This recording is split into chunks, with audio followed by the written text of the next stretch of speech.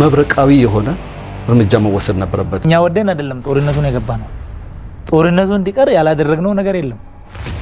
ተንበርክኮ እስከመለመን ይቅር የማይባል ወንጀሎችን ይቅር እስከማለት አድርገናል ሄደናል።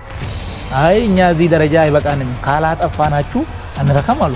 የትግራይ ህዝብ ግልጽ የሆነ አደጋ ላይ መግባቱ በመገምገም ከውስጥም ከውጭም ከላይም ደግሞ በኢሳያስ አፈወርቂ በሁሉም አቅጣጫ ትግራይን ለመጨፍለቅ የታሰበው ሴራ ጫፍ ላይ መድረሱ በመገንዘብ ፈጣን እርምጃ መውሰድ ነበረበት። ለዚህም ነው የሰሜን እዝን መብረቃዊ የሆነ እርምጃ መወሰድ ነበረበት።